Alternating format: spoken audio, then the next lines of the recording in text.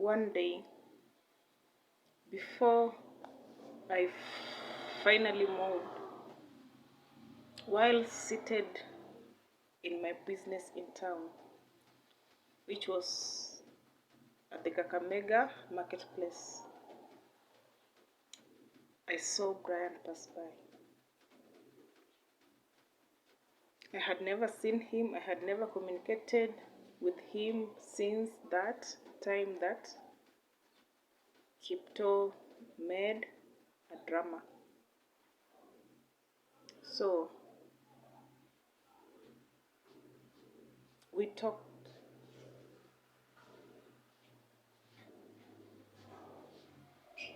He asked me how everything was.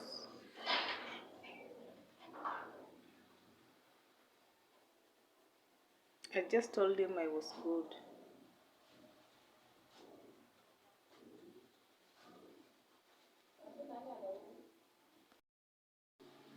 He said that he too was blessed with a baby girl,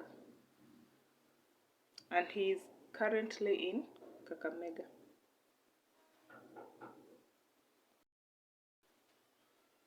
He confessed that he's always in town and around town, but he has never known that I was around too in town operating an M-Pesa business, or he'll be promoting me. So the next day, before I had left for work from home, he called me, and there's an amount of cash that he needed, and he was still at home. So he requested I deposit. Then when I'm in town, he will come and bring that cash.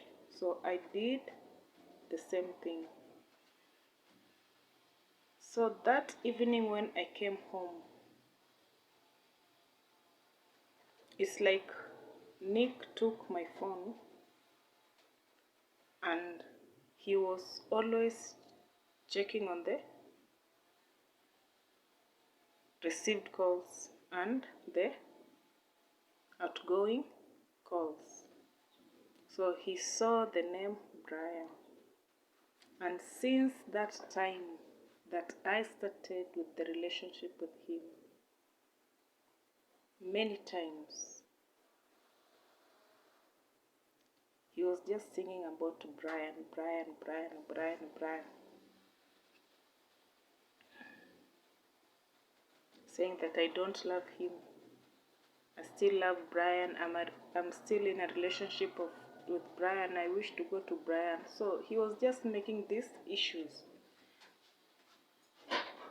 And I remember at one point I told him, you are ever talking of someone who has his own life. Every time you're talking about him, every time you're talking about him. If you don't change, that is your own problem. So this was molded into another story, that I always go to town but secretly meet with Brian. And he raised this issue, and it was a case before his dad. And I remember his dad made this statement that even him,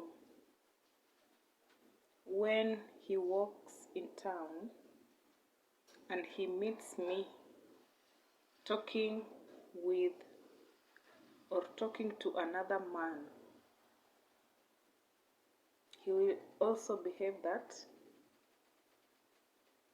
he doesn't know me, because I am not supposed to talk to any other man.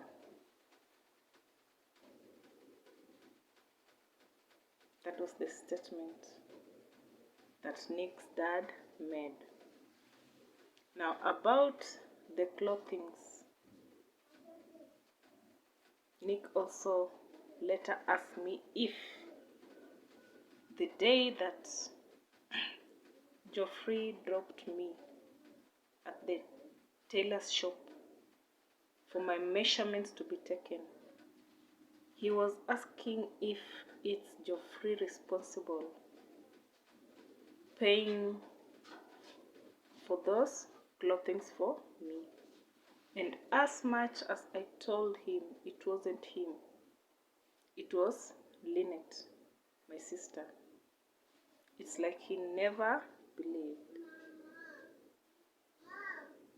So this and every other issue, I was just fed up. I was just fed up. I had reached the end. So I communicated with Lynette and I told her, I just want to leave this homestead. And Lynette also added and said to me, it is very risky being in a homestead, staying there, and it's like everybody, everyone is against you. Like everybody, everyone is like an enemy to you. I told her I'm just leaving this place, I've had enough, but I won't alert them. I'll move in secrecy. So the following day, I woke up. And when I woke up,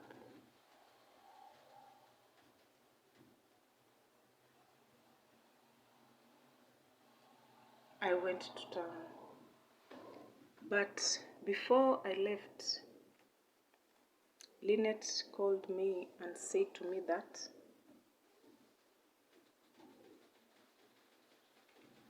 she has been informed by a fellow workmate, a cook in the institution, in the school that she works, Handidi, that her workmate, an old mama, has told her to tell me that I should make sure that my underwears, my pants and bras, I should not leave any behind. I make sure that I have carried all of them if I have decided to leave. And I told Lynette I will do so. So, the only things that I managed to carry with me were a few clothings of mine and Lindsay, especially the clothings for Lindsay were more. And I made sure all my underwears and bras, I had carried them with me. And I left in a way that nobody could suspect anything.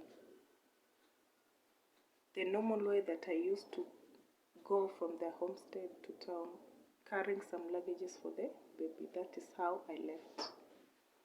Because I knew even if I don't carry with me many clothings, I will still get some other clothings, even from Lynette.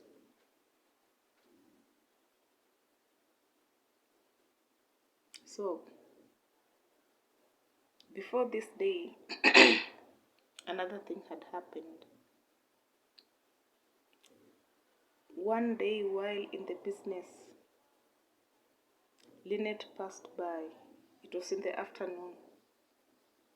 And she told me that she was looking for a pastor who operates a cereal business in the Kakamega Marketplace Story building. That she is a true pastor. And then she said to me that there was a mama who had lost her child. And when this mama contacted this pastor, they prayed together.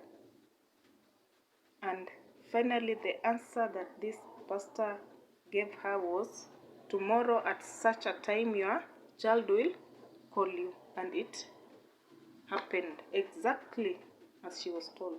So Lynette told me that she was looking for that pastor. There are some things that she wants to share with her. So she went. Finally, they met, they talked. But later, Lynette told me that she has even explained my situation to that pastor. And she has requested that I find time and meet her. So before all these things happened, before I moving from Nick's place, I met this pastor. I went and saw her. And when I went and saw her, so this became my first meeting with Pastor Priscilla. That's how I was introduced to Pastor Priscilla by my second born sister, Lynette Juma. So we talked about so many things. So even this day that I had packed my things and I had decided that I'm not going back to Nick's homestead, pastors knew about this. Lynette told them, and they requested that I should not go home direct, but I pass by at their place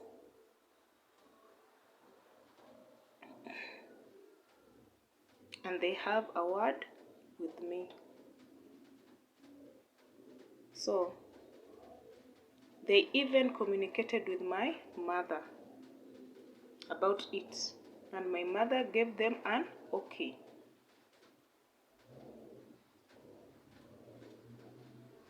Because my mother told them that now I'm in their hands. Let them try and solve everything. So I went to Lurambi at Pastor Priscilla and Alex's house. So I explained everything to them. And they said it is not good for a marriage to break. That way, the best thing is Nick to be called so that we are able to sit together with them, know exactly where the problem is so that we solve. I'm not supposed to rush to the decision of just going back home. So they asked me, although I was angry, we prayed, and they asked me that I should try and make Nick come to Lurambi. So in the end, Nick was able to come to Lurambi. But this was after a hard struggle because he never wanted to come. So even when he was resistant to come, I heard pastors, they were saying that it is not him, it is the capture of the demonic spirit. Miroho zina mtawala, misingi zina mtawala. So Nick came. When he came, everybody was being given a chance to speak out. So Nick was the one who started. He spoke.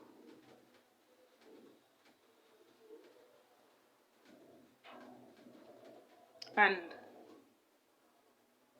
when he had expressed himself, it was now time for me to speak. Pastor Priscilla and Alex were there just listening. So when my time came for me to speak, I just started well. And when I started saying about the issue of the motorbike with Geoffrey, Nick became rude. He became arrogant. He became furious. He never wanted to listen, and he commanded and said, unless I change the topic, he's not sitting anymore to listen to the shit that are talking. So pastors were telling him to calm down, because everybody has to express what is inside her so that they know where the problem started. But Nick refused. And this is what he did. Nick woke up and walked away, and he went, leaving Pastor Priscilla, Pastor Alex behind. He never wanted to listen. So after going away, he went on and called Lynette. And he started telling Lynette that your sister is stupid. He has called me to some people, like he wanted me to get arrested. But I'm lying that those people are pastors, and yet they are policemen. Why did he say so? Pastor Alex was an army, but he left his duty of being an army into the ministry, being a pastor. So when even someone who doesn't know him looks at him, the first impression that one gets from him, he is a policeman. But he is not a policeman. He was, but he left that job into ministry. So when Lynette tried to explain to Nick, at least to open his eyes, Nick ended up speaking evil words to Lynette. Alimtusi kwa simu. So after all this, Lynette reported to Pastor Alex and Priscilla. So in the end, Pastor Alex and Priscilla said to me, don't return back there. If you return, it may be your end today, because you will be killed. So I never returned to Nick's place or their home. So this same day in the evening, in the company of Pastor Priscilla and Alex and Lynette, I went to my shop and emptied it. I took away everything, and I left them at Lynette's place. And since I had a few clothings, Lynette assisted me with some other clothing to sustain me. But I never slept at Lynette's place, because Nick knew there, and he would avail himself at any moment. So I had to sleep over at Pastor Alex and Priscilla's place. But we continued in prayer even during the night. But this is what they told me. They say to me, I am in a very complicated homestead.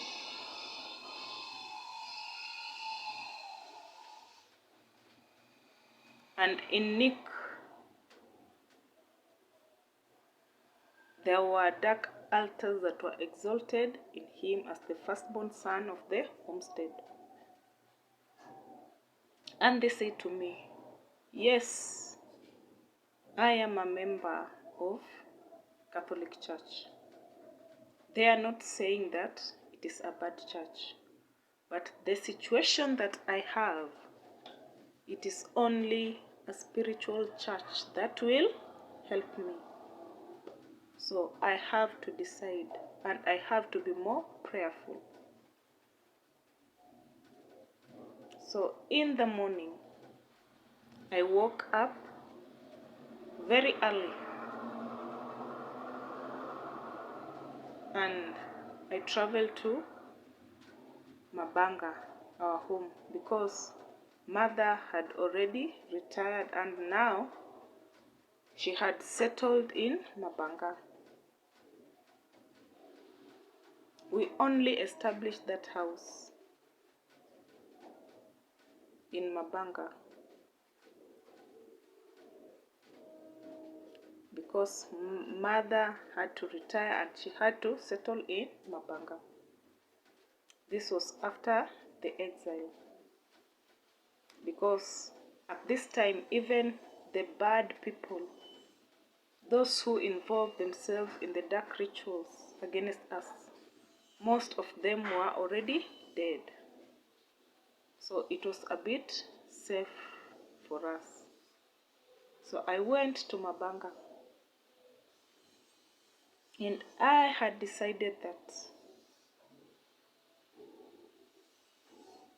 I will never pick their calls. Another thing during my stay with Nick, I just don't know, but even that urge to make love to him, it wasn't there. It was completely dead. I didn't even want him to get close to me. It's as if I was wrestling with something. I wasn't able to explain it, but as much as I tried, it was never there. And I remember I always prayed and asked God, why is this happening this way? People are supposed to be happy in their marriage, in their love life. But why me? Why am I sad? Why am I not even enjoying this marriage that I have been given? And when it happens, sometimes I just wish to push him away. I couldn't understand.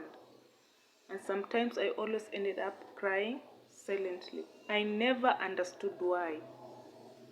But I was not at peace with everything that was happening. So during my time when I was home, I started receiving many text messages from Nick. Even wicked messages. Hata kinitusi mimi ni malaya.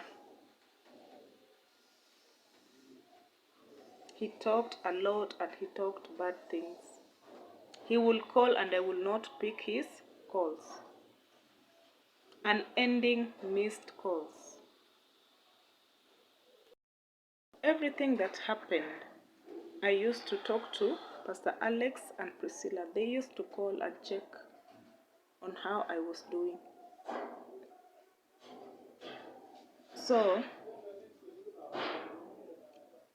I was able to call my father and we talked. And I told him that all I want is to just get away completely from that homestead. I want nothing to do with them.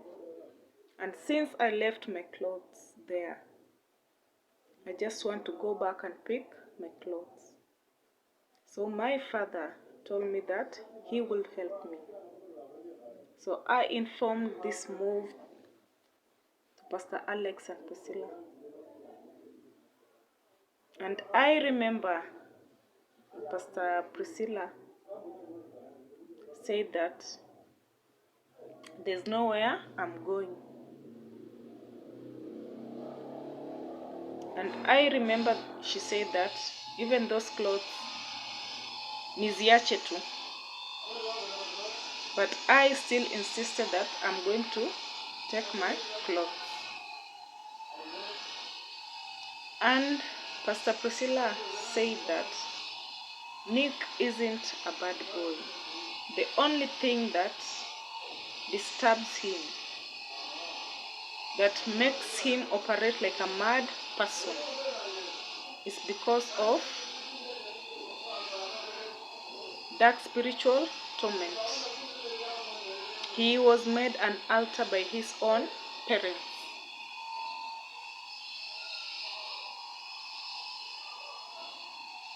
He is their treasure. He is their altar.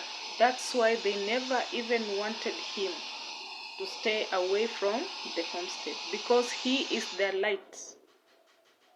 He is the altar of everything that rotates around that family.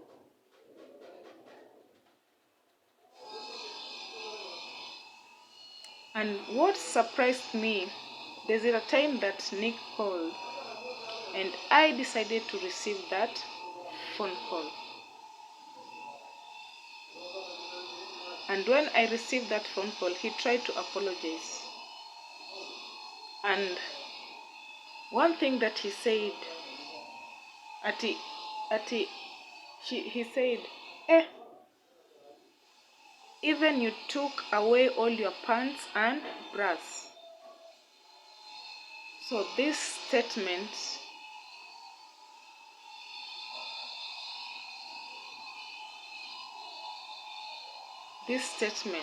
that you took away your pants and bras. So this statement opened up my mind, because I remember Lynette told me, don't leave your pants and bras. And now here Nick says that even you took your pants and bras. So I knew that there's something that is always done using the pants and bras of people when they leave or abandon homesteads or marriages.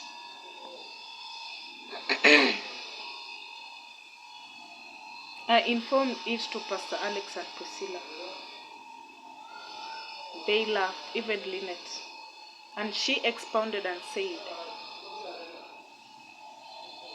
mostly when someone is married in a homestead,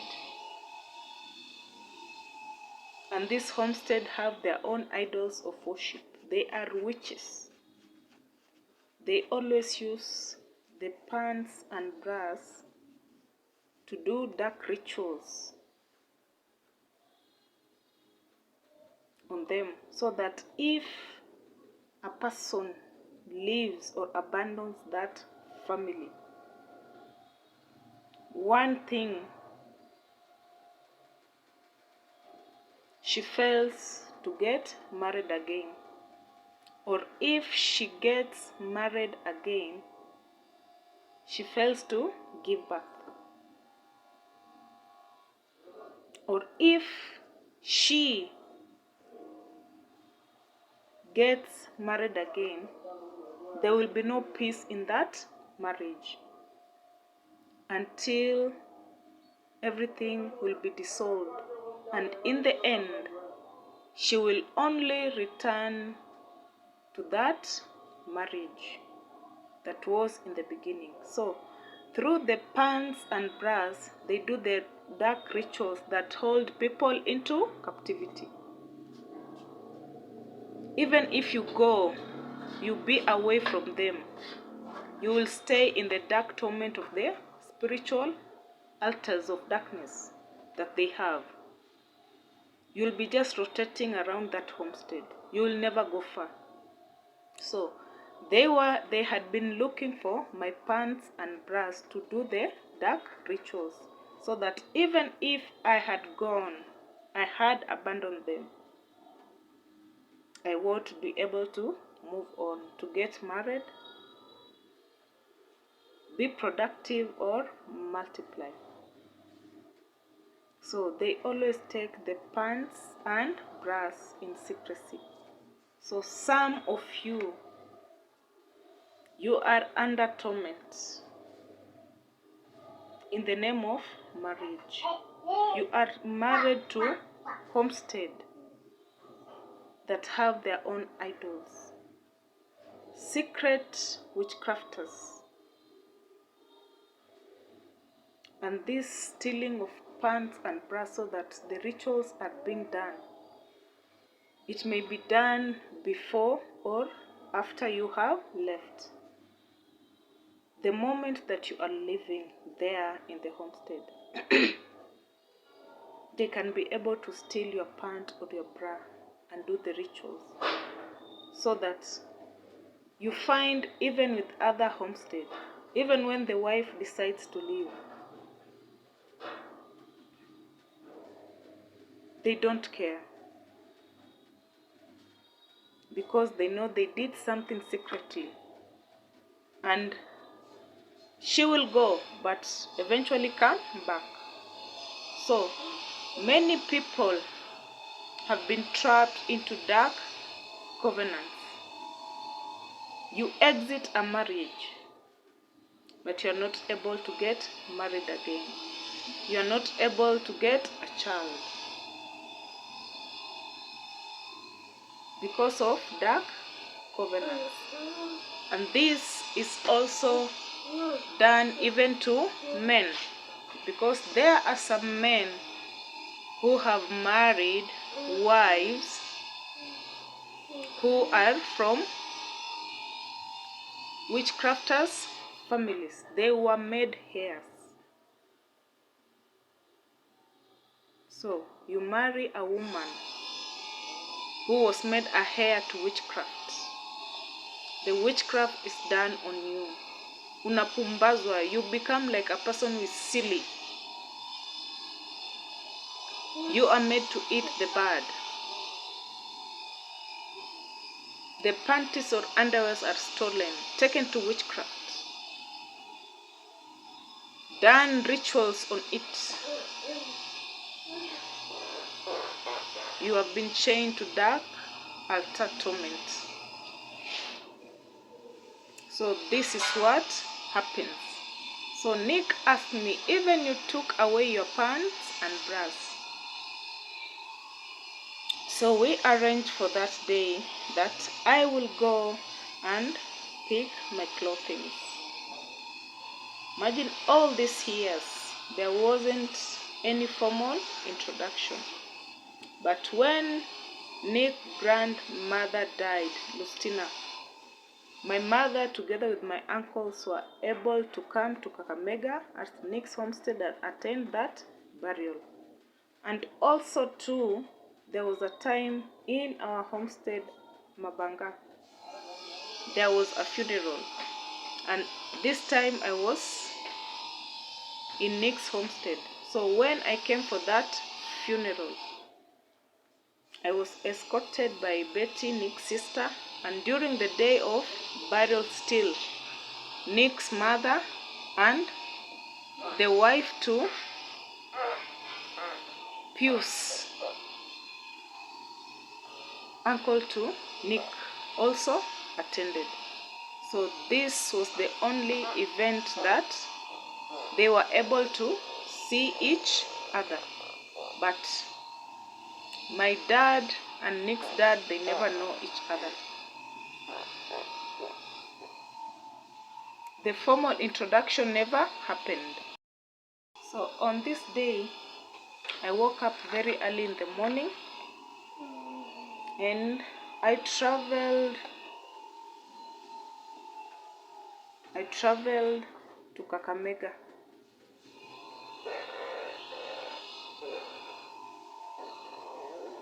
I left Lindsay at Lynette's place.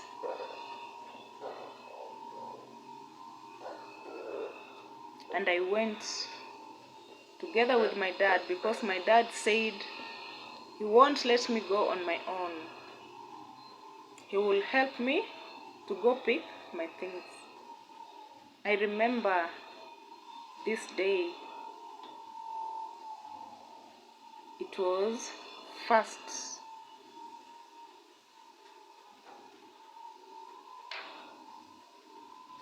of August 2017. So I went to pick my things. So since my dad and Nick's family, there was no formal introduction. my dad requested that he will not go direct to their place because he is not supposed to reach at that homestead and enter if there has not been any formal introduction. So my dad requested that we visit the area chief.